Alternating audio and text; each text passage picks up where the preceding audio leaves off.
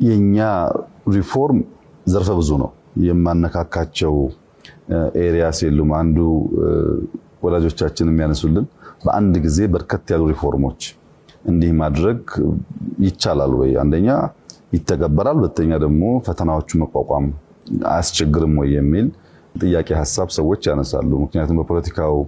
ረገድ ሰፋፊ ሪፎርሞች አሉ በሎ ኢንፎርስመንት ኤጀንሲ ሰፋፊ ሪፎርሞች አሉ በሲቪል ሰርቪስ ሰፋፊ ሪፎርሞች አሉ በግብርናው በኢንዱስትሪው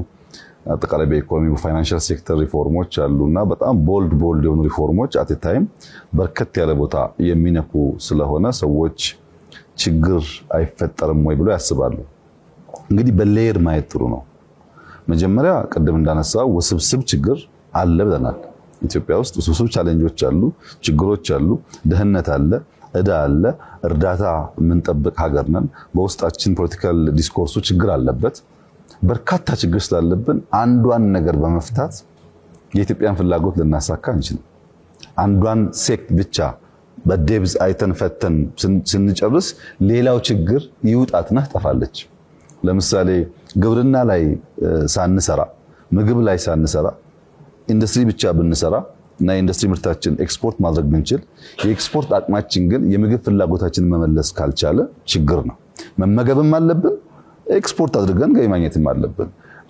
ተነጣጥሎ የሚታይ ነገር መሆን የለበትም እንደዚህ በርከት ያለ ሪፎርም ደግሞ ሲሆን አጋዥ ያስፈልጋል ነገ ቀደም እንዳነሳው ሮቦትስ ለዛሬው ግን ቴክኖሎጂ መጠቀም የግድ ያስፈልጋል ለምሳሌ ሲቪል ሰርቪሱ ላይ በጣም በርካታ ኮምፕሌንትስ አሉ አንደኛ ፒቲ ኮራፕሽን አለ ሰርቪስ በወጉ አይሰጥም ቢሮክራሲው ነገር ያስተጓጉላል የሚል ስሞታ ቅሬታ አለ ይሄንን በንግግር በውይይት ብቻ አትፈታውም ቴክኖሎጂ ማገዝ አለበት መስቦብን ይወሰድክ እንደሆነ በርከት ያሉ ተቋማት አንድ ቦታ ላይ ሰርቪስ ፕሮቫይድ ያደርጋሉ አንተም ካለህበት ቤት ቨርቹዋሊ ቀጠሮ መያዝ ትችላለህ ስትሄድ እያንዳንዱን ስቴፕ ካሜራና ሲስተም ፎሎ ያደርጋል የተለየ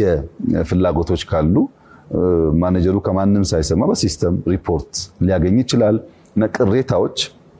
የሰዎችን ስሞታ ቀንሰን የተሻለ ሰርቪስ ለመስጠት ኤፊሺየንሲ ለማሳደግ ያግዘናል ማለት ነው ልክ እንደዚህ ብሎ ኢንፎርስመንት ጋር ብትሄድ ለምሳሌ የኢትዮጵያ ፌደራል ፖሊስ የሲሲቲቪ ካሜራ ግንዛቤ አልነበረው የዲጂታል ፎረንሲክስ ግንዛቤ አልነበረው ከዚህ ቀደም ፖሊስ ማለት ከዘራ ይዞ ክላሽ ይዞ መንገድ ላይ የሚቆም ነው የነበረው አሁን ግን ሰውየው በአካል ባይቆምም ቴክኖሎጂ ስለሚያግዝ የኮሙኒኬሽን ስርዓቱ ተዘምኗል የካሜራ ሲስተሙ ዘምኗል የስማርት ኢንፎርሜሽን መሰብሰቢያ ቱሎች በየቦታው ያደጉ መጥተዋል በዚያ ምክንያት ፖሊስ በሌለበት የሚፈጠርን ወንጀል ወደ ኋላ ተመልሰው ከዳታቤዛቸው ፈልገው ወንጀለኞች የሚያገኙበት እድል ተፈጥሯል ይሄ ማለት ሰዎች መፍጠር የመቻል አቅማቸው ኢንፋይናይት ስለሆነ ይሄንን ባይፓስ ያደረጉ አድቫንቴጅ ያወስዱ ማለት አይደለም ግን ከነበረን አቅም አንፃር እድገቱን ለማሳየት ነው ለምሳሌ ዲጂታል ፎረንሲክስ ከዚህ ቀደም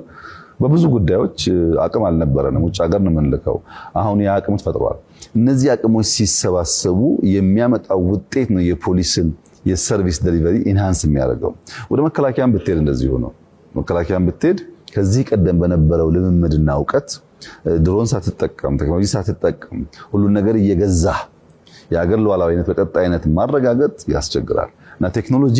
እንደ መሰረት ሆኖ በሁሉም ቦታ የሚገባ ይሆናል ማለት ነው በሚዲያው ይሰራል በሲቪል ሰርቪሱ ይሰራል በግብርናው ይሰራል በኢንዱስትሪ ይሰራል ያንን ዕውቀት